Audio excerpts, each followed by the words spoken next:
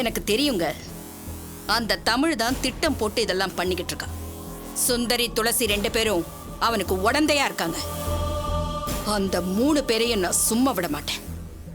என்ன மம்மி பேசுறீங்க? தேவையில்லாம மத்தவங்க மேல தப்பு சொல்லாதீங்க. லோன் கிடைக்காம போனதுக்கு என்ன காரணம்னு உங்களுக்கே தெரியும். தப்பு நம்ம பக்கம் இருக்கு. முட்டாள் மடையா, புரியாம பேசாத. இது எல்லாத்துக்கும் காரணம் அவன்தான். தேவையில்லாம கத்தாதீங்க மம்மி. இப்படி அவசியம் இல்லாம கோபப்பட்டுக்கிட்டே இருந்தீங்கன்னா உங்களால எதுவுமே யோசிக்க முடியாது. முதல்ல நிதானத்துக்கு வாங்க, அதுக்கப்புறம் பேசலாம். வாங்க உட்காருங்க. ஏய் விடுடா.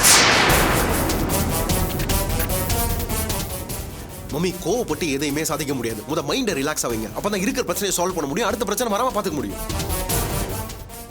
கொஞ்சம் நிதானமா யோசிச்சு பாருங்க. நீங்க நினைக்கிற மாதிரி லோன் கிடைக்காம போனதுக்கு தமிழ் எந்த விதத்திலும் காரணம் கிடையாது. சுந்தரி மேடம் இந்த சொத்துல பங்கு இருக்குன்னு சொல்லி கேஸ் போட்டுருக்காங்க. நியாயமா அவங்களுக்கு சேர வேண்டியது அவங்களுக்கு கொடுத்திருந்தா அந்த பிரச்சனை வந்திருக்காது. என்னடா சொல்ற? இது என்ன அவ அப்பா வீட்டு சொத்தா? நான் எதுக்கு அவளுக்கு ஷேர் கொடுக்கணும்? உங்களுக்கு விருப்பம் இல்லைன்னா அவங்களுக்கு கேட்கிற உரிமை இருக்கு. உங்களுக்கு அப்பா மேல எந்த அளவுக்கு ரைட்ஸ் இருக்கோ அதே ரைட்ஸ் அவங்களுக்கு இருக்கு. கொஞ்சம் யோசிச்சு பாருங்க மம்மி. 1 கிராம் தங்கத்தை எடுத்தாலே திருட்டுன்றாங்க. நீங்க அவங்க ஹஸ்பண்ட். பேசாத.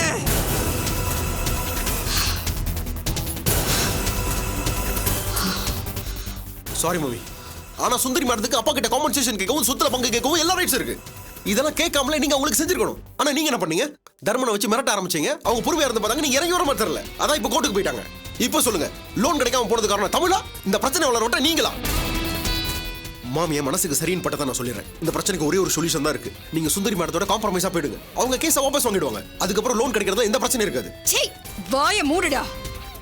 அவகிட்ட நான் எதுக்காக காம்ப்ரமைஸ் ஆகணும்? அது இந்த ஜென்மத்துல நடக்கவே நடக்காது.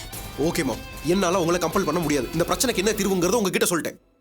முடிஞ்சா ட்ரை பண்ணி பாருங்க, இல்லைன்னா உங்க இஷ்டம். ஒண்ணு மட்டும் சொல்றேன், கோவப்படுற யாராலையும் நிம்மதியா வாழ முடியாது. நிம்மதியா இருக்கிறதுக்கு ஒரே வழி சமாதானம் மட்டும்தான். நீங்க உங்க பிடிவாதத்தை விட்டு கொடுக்கலன்னு வைங்களேன், கோர்ட்டுக்கு வீட்டுக்கும் அலைஞ்சுக்கிட்டே இருக்க வேண்டியதான். லோனும் கிடைக்காது, நீங்க நிம்மதியா அந்த ஹாஸ்பிட்டல்ல ரன் பண்ணவும் முடியாது. என்ன பண்ணலாம் நீங்களே முடிவு பண்ணிக்கோங்க.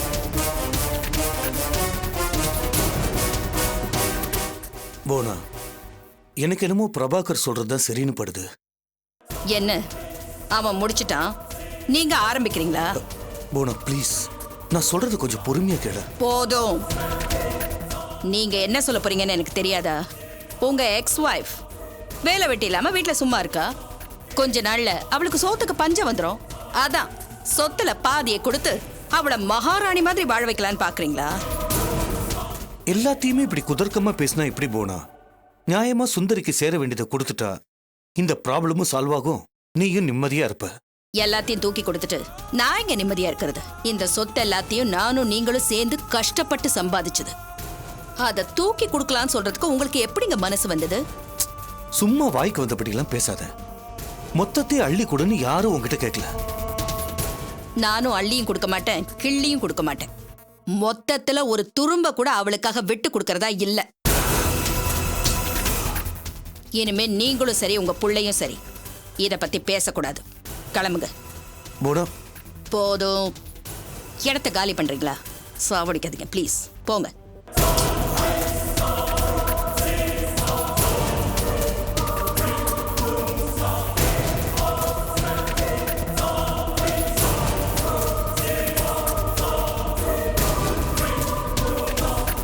சாரி ஆண்டி, என்னால தான் உங்களுக்கு இவ்வளோ பிரச்சனை வந்திருக்கு. I'm really sorry aunty. அந்த இடியட் அப்படி பண்ணதுக்கு நீ என்னமா பண்ணுவ? சுந்தரியும் தமிழும் சேர்ந்து பக்காவா பிளான் பண்ணி தான் என்ன பழி வாங்கிட்டு இருக்காங்க. இத சொன்னா உன் அங்கிளுக்கும் பிரபாகருக்கும் கோபம் பொத்துக்கிட்டு வருது. என்ன இருந்தாலும் அவ தாலி கட்டிக்கிட்ட பொண்டாட்டி, நான் வந்து ஒட்டிக்கிட்டவ தானே. எல்லாம் என் தலை எழுத்து. ஆண்டி, கேட்குறேன்னு தப்பா எடுத்துக்காதீங்க ஆண்டி. உங்களை கல்யாணம் பண்ணிக்கிறதுக்கு முன்னாடி அங்கிள் ஒரு சாதாரண டாக்டர். உங்களை கல்யாணம் பண்ணதுக்கு அப்புறம் தான் அங்கிளுக்கு இவ்வளோ செல்வாக்கும் இந்த ப்ராப்பர்ட்டி எல்லாம். இவ்வளவும் அங்கிளுக்கு நல்லா தெரியும். தெரிஞ்சாலும் ஏன் ஆண்டி அங்கிள் உங்களுக்கு சப்போர்ட் பண்ண மாட்டேங்கிறாரு? ஏன் அந்த சுந்தரியை சப்போர்ட் பண்றாரு? Very simple. அவ முறைப்படி கல்யாணம் பண்ணிக்கிட்டு வந்தவ, நான் ஓடி வந்து திருட்டு கல்யாணம் பண்ணிக்கிட்டவ. ஆம்பளைங்களுக்கு எப்பவுமே ஒரு புத்தி இருக்கு. பொம்பளைன்னா அவளோட திறமை தகுதி எதுவுமே பார்க்க மாட்டாங்க. அவ பலவீனம் எதுன்னு தெரிஞ்சுக்கிட்டு அதை குத்தி காட்டி நோகடிச்சுக்கிட்டே இருப்பாங்க. பிரபாகர் என்ன சொன்னான்னு கேட்டல்ல? என்ன அம்மான்னு கூட பார்க்காம இன்னொருத்தி புருஷனை இழுத்துட்டு வந்தவன குத்தி காட்டி என்ன சாகடிக்கிறான். உன் அங்கிள் என்ன சொல்றாரு? சொத்துல பங்கு கேட்க சுந்தரிக்கு ரைட்ஸ் இருக்குன்னு சொல்றாரு. இதுக்கெல்லாம் என்ன அர்த்தம்? அவங்கள பொறுத்த வரைக்கும் நான் தப்பானவ. சாச்சா, நீங்க ஏன் ஆண்டி அப்படியெல்லாம் நினைக்கிறீங்க? சுந்தரிக்கு ஏதாவது காம்பன்சேஷன் கொடுத்து பிரச்சனையை சால்வ் பண்ண பாக்குறாங்க. ஆண்டி பேசாம அவங்க சொல்ற மாதிரி ஏதாவது காம்பன்சேஷன் கொடுத்து. இல்லடா, அதுக்கு மட்டும் நான் ஒத்துக்கவே மாட்டேன். அப்படி பண்ணிட்டா பணத்தை கொடுத்து புருஷனை விலைக்கு வாங்கின மாதிரி ஆயிடும்.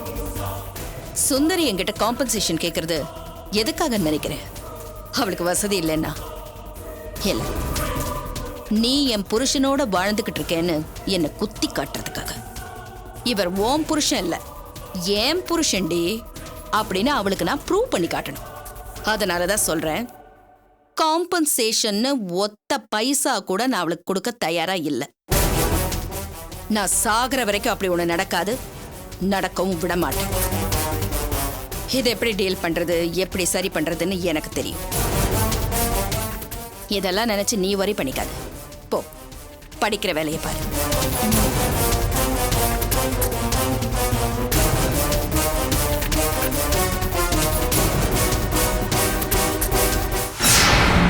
நோ, அவன் அவசரப்பட்டு முடிவு எடுத்துருப்பான்னு நினைக்கிறேன்.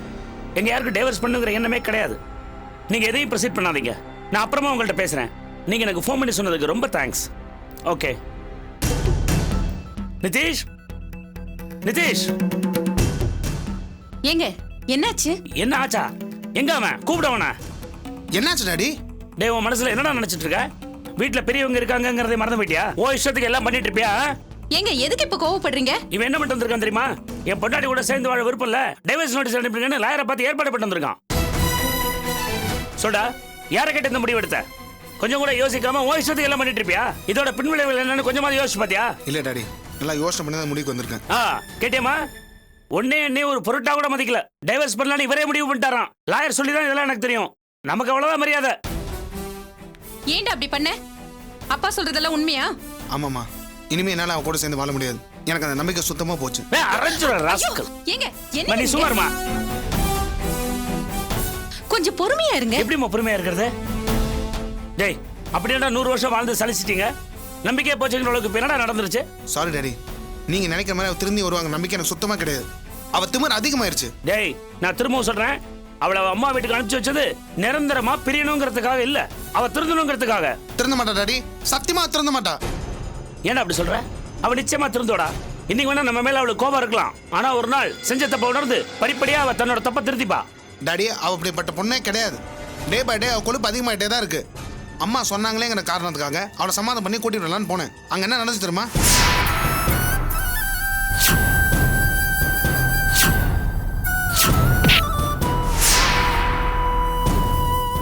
இப்ப சொல்லுங்க டாடி, அவ திருந்துவான்னு நம்புறீங்களா? அவெல்லாம் நல்ல குடும்பத்து பொண்ணே கிடையாதுங்க. அம்மாவும் பொண்ணு சேர்ந்துக்கிட்டு இப்படியே இவனை அவமானப்படுத்துவாங்க? அவங்க ஒரு முடிவோட தான் இதெல்லாம் பண்ணிட்டு இருக்காங்க. இங்க பாருடா, நீ அவளோட வாழ்ந்தது போதும். நீ எடுத்த முடிவு சரிதான். பேசாம அவளை டைவர்ஸ் பண்ணிடு, அதுல தப்பே கிடையாது. ஏமா, இவன் தான் சின்ன பையன், கொஞ்சம் கூட யோசிக்காம இதெல்லாம் பண்ணிருக்கானா? நீமா கொஞ்சம் பொறுமையா இருமா. எப்படிங்க வீட்டுக்கு வந்த மருமகன் கிட்ட பொறுப்பு இல்லாம பேசுற மாமியாரை பாத்திருக்கீங்களா? அவதான் அப்படின்னா கட்டிக்கிட்டவளுக்கு எங்க போச்சு புத்தி? சேர்ந்து வாழணுங்கிற எண்ணம் இருந்திருந்தா இப்படி எல்லாம் பண்ணிருப்பாளா? அதுக்காக அவளை ஒட்டுமொத்தமா தலைமுழுகணும்னு நினைக்கிறது ரொம்ப தப்புமா. எதிர்காலத்தை பத்தின அச்சம் இல்லாம விபரீதம் புரியாம அவ எல்லாத்தையும் பண்ணிட்டு இருக்கா. அந்த அளவுக்கு அவளோட புத்தி மணங்கி போச்சு.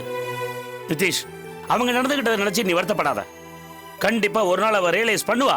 அது வரைக்கும் நாம பொறுமையா தான் இருக்கணும். நீ வீட்டை விட்டு அனுப்பின கோபத்துல தான் அவ இப்படி எல்லாம் பண்ணிட்டு இருக்கா. பேசாம அவளோட அண்ணங்களை வச்சு சமாதானம் பண்ணி பார்ப்போம். அதெல்லாம் ஏற்கனவே ட்ரை பண்ணி பார்த்தாச்சு டாடி. ஆமா டாடி, எனக்காக தமிழ் போய் அவர்கிட்ட பேசி பார்த்தாரு.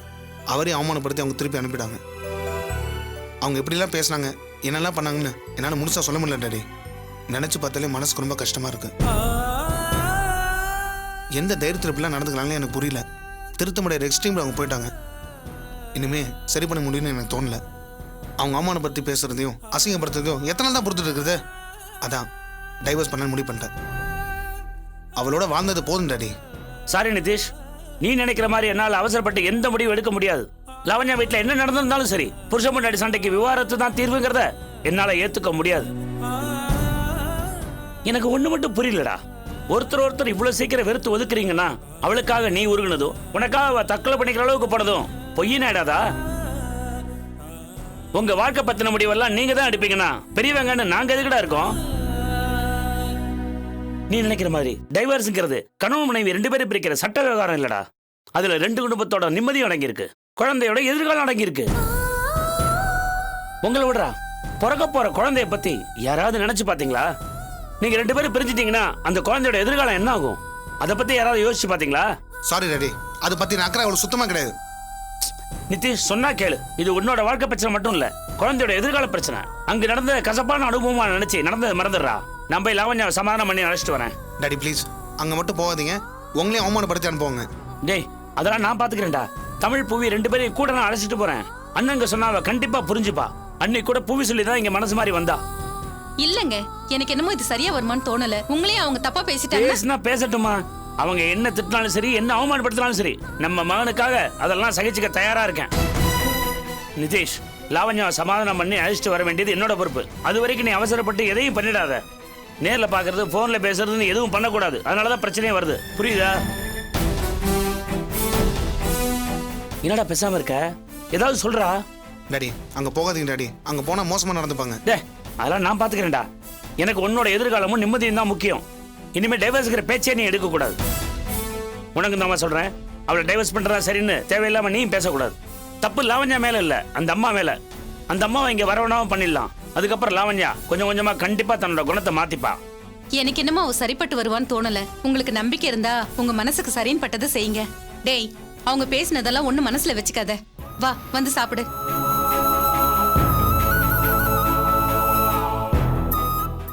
துளசி, இன்னும் கொஞ்சம் சாப்பாடு வச்சுக்கோமா. என்ன இப்படி சாப்பிடுற? கொஞ்சம் வேணாம் வேணாம். அம்மா, நீ சமைச்சது துளசிக்கு பிடிக்கலன்னு நினைக்கிறேன். எப்படி பதறா பாரு. ஐயோ மேடம், சமையல் நல்லதா இருக்கு. அதான் வழக்கத்தை விட ஜாஸ்தியா சாப்பிடுறேன். நீங்க வேணா கேட்டு பாருங்க. எங்க மேடம் கேக்குறாங்கல்ல, சொல்லுங்க. ஆமாமா, துளசி இந்த மாதிரி சாப்பிட்டு நான் பார்த்ததே இல்ல. ஓவரா சாப்பிடுறா, ரொம்ப சாப்பிட்டா குண்டு ஆயிடுவேன். சாப்பிடும்போது தலையில அடிக்காதமா, அப்புறம் வாய் நினைச்சு மூக்குல ஏறிட்டு போகுது. யார ஓவரா சாப்பிடுறா? நீங்க தான் தீனி பண்டாரம். சரி, நான் தீனி பண்றேன்னு வச்சுக்கோ. என்னைக்குமே நல்ல சாப்பாடு கிடைச்சா மிஸ் பண்ண கூடாது. ஆமா மேடம், என் கல்யாணத்துக்கு அப்புறமா இன்னைக்கு தான் நான் உண்மையிலே நல்ல சாப்பாடு சாப்பிடுறேன். நீங்க சொல்றத பார்த்தா துளசிக்கு சமைக்க தெரியாதுன்னு நினைக்கிறேன். துளசி சமையல் அவ்வளவு மோசமாவா இருக்கும்? மேடம், இப்படி ஒரு கஷ்டமான கேள்வி கேட்டு என்ன சிக்கல்ல மாட்டி விடுறீங்களே. இதுல என்ன சிக்கல்? பக்கத்துல யாருக்கான்னு பாத்தீங்களா? உண்மையை சொன்னா கண்ணம் பழுத்தணும். கொஞ்சம் பேசாம இருக்கீங்களா? ஏன் இப்படி என் மானத்தை வாங்குறீங்க? இருமா, மேடம் சமையலை பத்தி கேக்குறாங்களா, சொல்லுமா வேணாமா? மேடம், ஆக்சுவலா அவளோட சமையலை பத்தி பாருங்க, சொல்லு நினைச்சாலே வேணும் முறைக்கிறா. சொல்றதுக்கே பயமா இருக்குது. சரி மேடம், நான் உங்களுக்கு உண்மையை சொல்லட்டுமா இல்ல போய் சொல்லட்டுமா? துளசி கிட்ட அடி வாங்காத அளவுக்கு என்ன வேணா சொல்லுங்க. கோவப்பட்டு அடிச்சிட போறா. ஐயோ, அவ அதை பத்தி எல்லாம் கவலையே பட மாட்டா. கண்டிப்பா அடிப்பா மேடம்.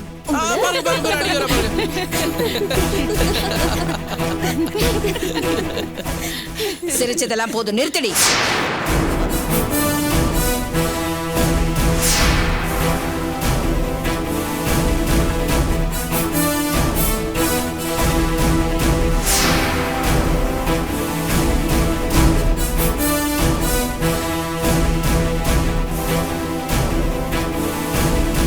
உங்ககிட்ட கொஞ்சம் பேசணும். வாடி.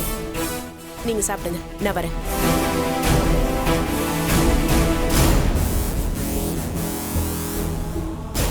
என்னடி, இன்னும் உன் திமிர் அடங்கலையா?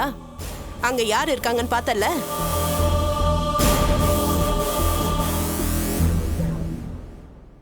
வேணாண்டி, நான் மறக்கணும்னு நினைக்கிறத திரும்ப ஞாபகப்படுத்தாத. எனக்கு உங்ககிட்ட பேசணும். கோர்ட்டுக்கு என் லாயர் வருவாரு, அவர்கிட்ட பேசிக்கோ. வேணா, என் தகுதிக்கு கீழே இறங்கி உங்ககிட்ட சமாதானம் பேச வந்திருக்கேன். ஓஹோ, சமாதானத்துக்கு வந்திருக்கியா? இந்த சுந்தரி உன் நினைப்புல உட்காந்து அந்த அளவுக்கு டார்ச்சர் கொடுக்கறேனா? சொல்லு, என்ன சமாதானம்? ஏண்டி இப்படி கொழுப்பெடுத்து போய் பேசிட்டு இருக்க?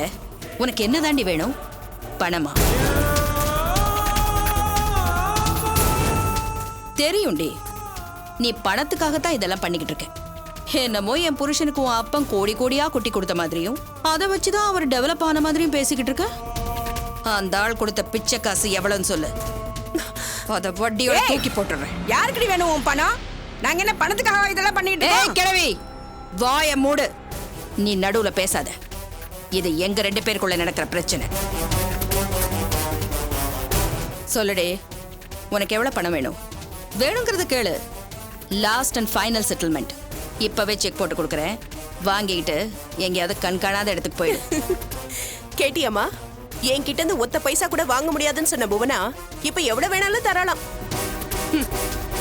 எதனால இந்த மாற்றம் தெரிஞ்சுக்கலாமா? மேடம், அது என்கிட்ட கேளுங்க, நான் சொல்றேன். அவங்க ப்ராப்பர்ட்டிஸ் மேல நீங்க கேஸ் போட்டுருக்கீங்களா, அதான் பெரிய சிக்கல்ல மாட்டினுக்கிறாங்க. நீங்க மட்டும் கேஸை வாபஸ் வாங்கலாம், அவங்களால எந்த பேங்க்லயுமே லோன் வாங்க முடியாது. ஏய், உங்ககிட்ட இதெல்லாம் யாருடா கேட்டது? வாயை மூடிட்டு சும்மா இருடா. ஹலோ, நான் உங்ககிட்ட பேசல, புரியுதா? வாயை மூடிட்டு சும்மா இருடா, பிச்சைக்கார பையல. நீ எல்லாம் சின்ன பையன். உன்ன மாதிரி வெத்து வேட்டெல்லாம் காலி பண்றதுக்கு எனக்கு ரொம்ப நேரம் ஆகாது.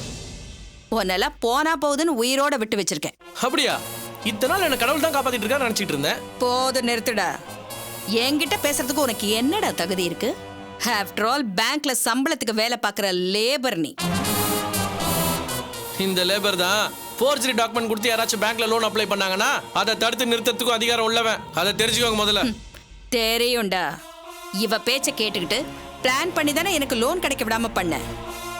உன்னால எனக்கு எத்தனை லட்சம் லாஸ் தெரியுமா?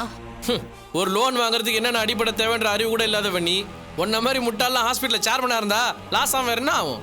ஏய், யார பார்த்துடா முட்டாள்னு சொல்ற புத்தி கெட்டவனே?